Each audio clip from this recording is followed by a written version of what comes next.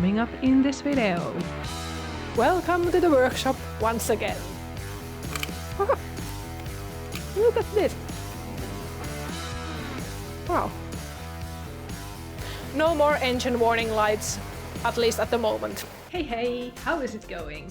I'm a traveler from Finland who wanted to share adventures, technical challenges and fun of living in a self-made camper van. Welcome aboard!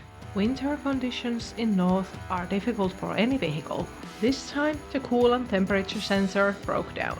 The yellow engine warning light appeared after the Sprinter's engine temperatures acted strange for a few weeks. Luckily, I always carry the OPD error reader with me, and I was extremely happy that the engine wasn't in the limping mode as it was during last summer. After reading the OPD error codes, it was time to figure out what coolant liquids, gaskets and parts we do need for the repair.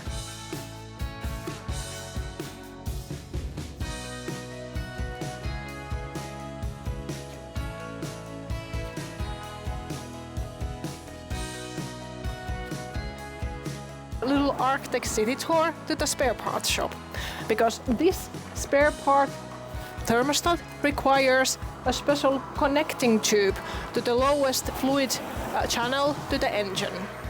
I also bought a new O-ring gasket for the upper coolant hose. Welcome to the workshop once again.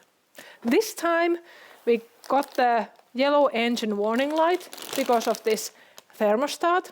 The actual warning is about coolant temperature sensor, but it is integrated to the thermostat. So we are going to change the whole thermostat.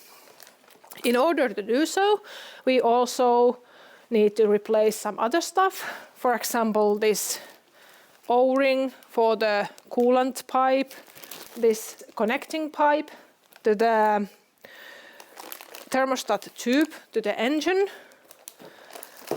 When we are replacing the thermostat, we also need to place a new engine oil filter. And for that, I prefer to use the engine oil filter tool. And once we are changing the engine oil filter, we are as well changing the engine oils because it's over 10,000 kilometers already. So why not?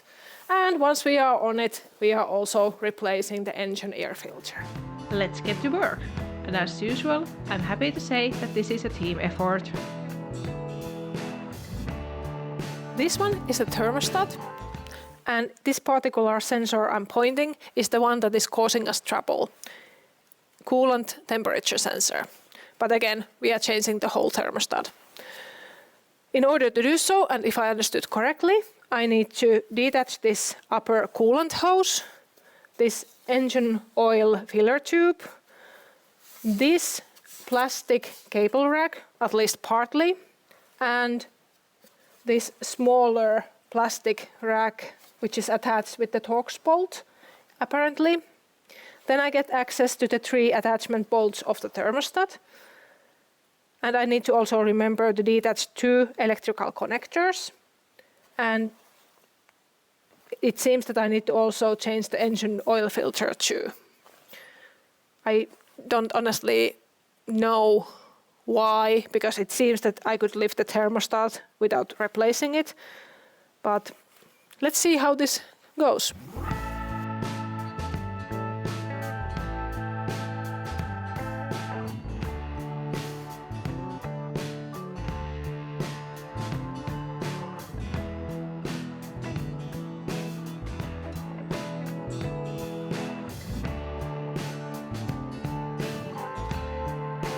It has quite many cable ties attached to this upper cable rack. Well, as the name says, cable rack. I don't know how many of them I need to detach in order to lift this whole setup.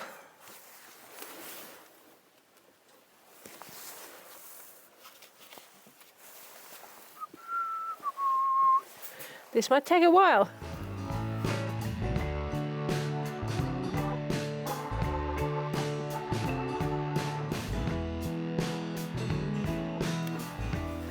We were able to detach this one plastic connector. There was only a simple clip, like a nail of some sorts underneath it. Just a solid plastic piece. Then, well, let's open this electrical connector.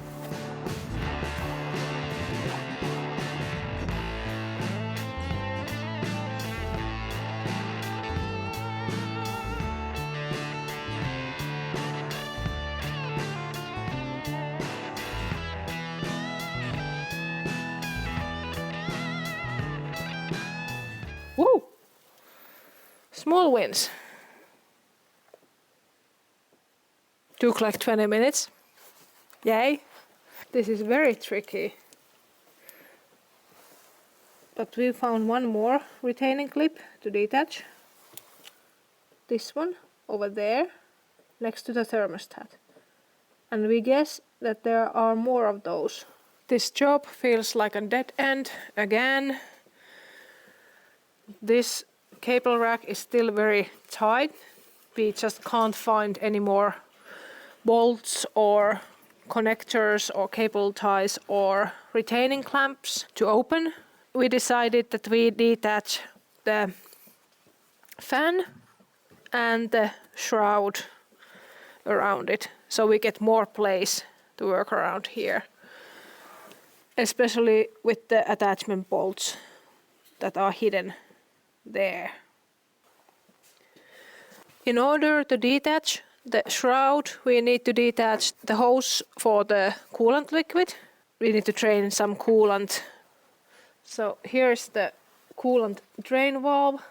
I just open it. We have canister underneath the hose, and we have also opened the cap of the coolant reservoir, so it gets replacement air. The coolant drain valve needed to pop out a little bit like this. Now we can detach the return hose of the coolant.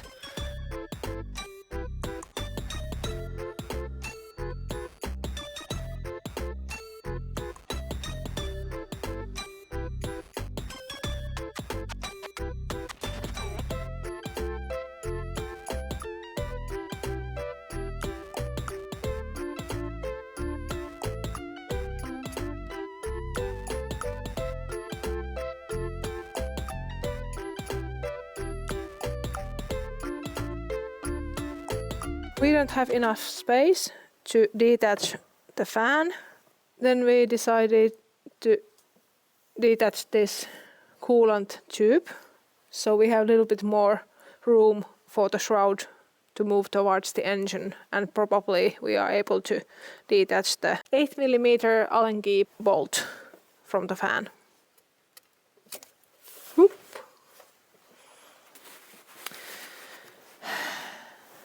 I must say I'm not proud of this event, but hey, first timers doing these kind of things, and I learn every time. But I'm sure more experienced mechanic will get it with less mess.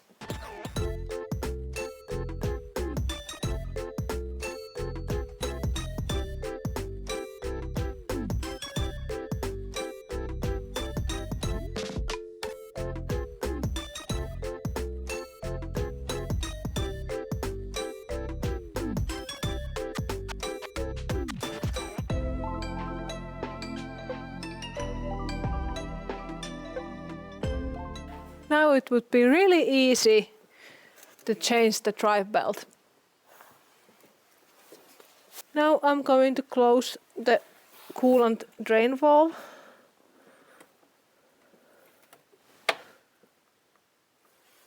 I could hear the small click and the button went inside the valve. Next we detach one more coolant hose from the thermostat. My turn to detach the engine oil filter, so we gain access for the next hose to the thermostat.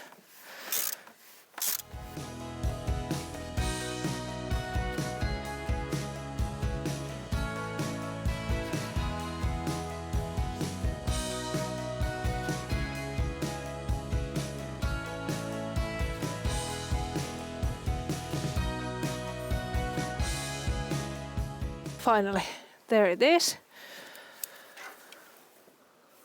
Almost all of them detached now. I think there are maybe 2 hoses or pipes left. To get more room, we detach our old friend, this valve and their hoses. Familiar from the summer.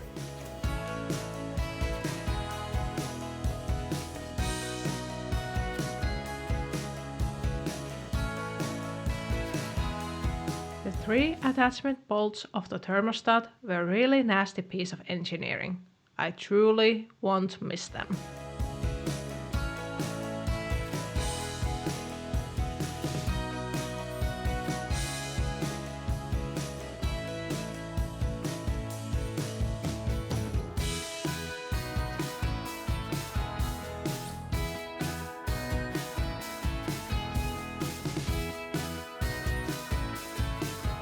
Okay, now the last hose clamp is opened and we should be able to detach the full thermostat.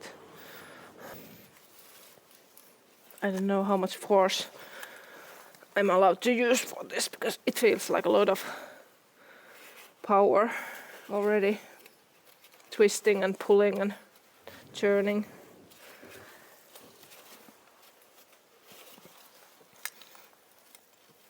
It's coming off! It's coming off! Uh-oh. It's coming out.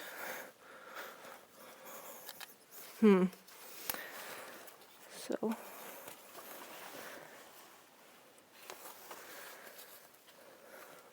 I should be able to just lift it out. Let's see.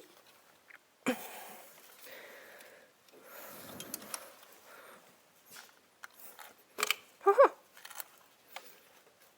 Look at this.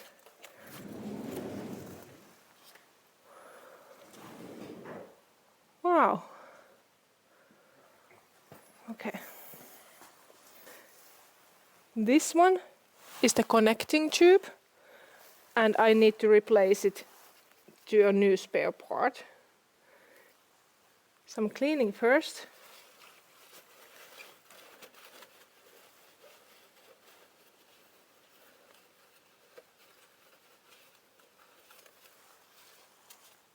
That should be good.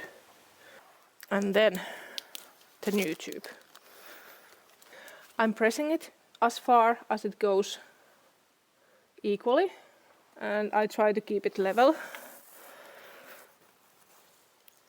Here's the new thermostat.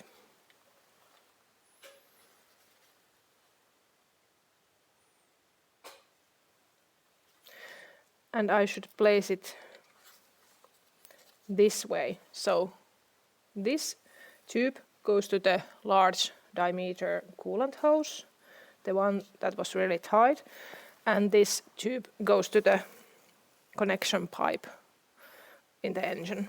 I should place these 2 connections simultaneously when I'm placing this on its right place, but it's very tight spot to work in, and this part is shaped like an octopus.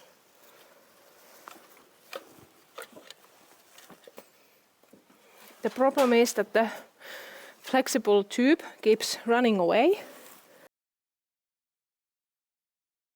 This is the problem.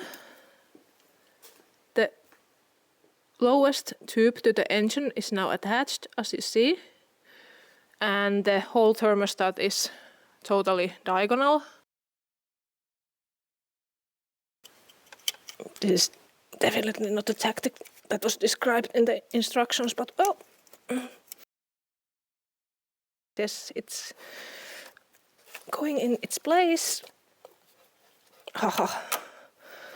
Yes, one more thermostat. Win in the engine bay.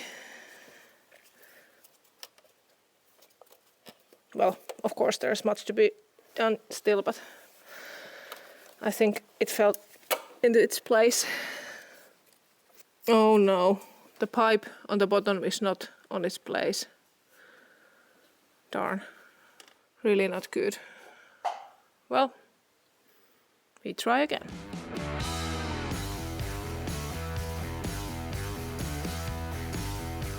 Now it looks a little bit better. And next I'm going to place the 3 attachment bolts. I'm not going to tighten them to torque now. I attach the hoses and see where it fits best.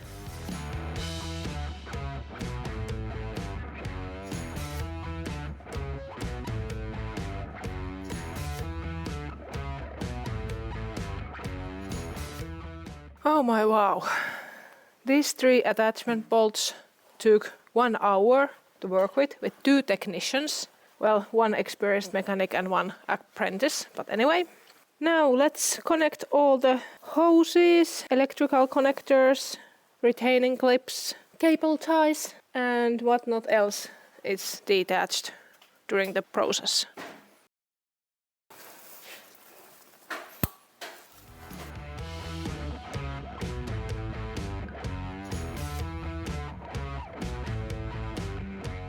We are tightening the engine oil filter to the torque of 25 Newton meters.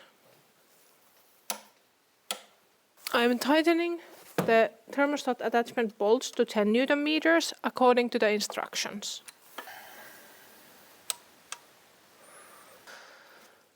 We are tightening this fan bolt to the torque of 54 Newton meters.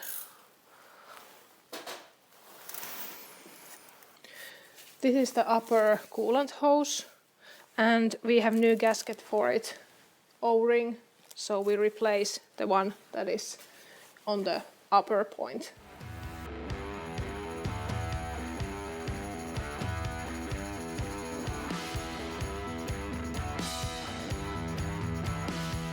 Before we put the engine cover back on, we will fill the coolant reservoir and see if we have any obvious leaks. The volume is around 10 liters of ready liquid, which includes 50% of the coolant concentrate and 50% of water. Know thyself. I know I'm going to make a mess, so I prepared already the surface for the engine oil.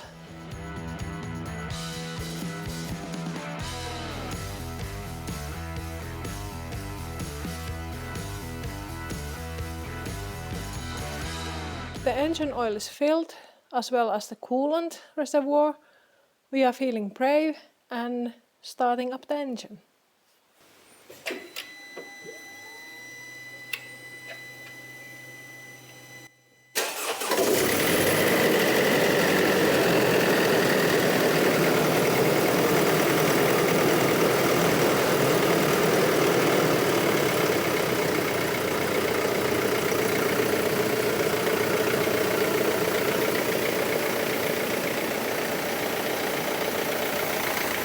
Let's see if we have engine warning lights. Doesn't seem so. Good. We are ready. The temperatures are stable and the engine is running well. No more engine warning lights, at least at the moment. We still need to fill some coolant liquid while we drive back home, but for now everything seems okay and we can leave from the workshop. Thank you for watching this video and hopefully see you soon again. Bye bye! Thank you so much for watching. If you liked what you saw, please subscribe, like and share. See you next time!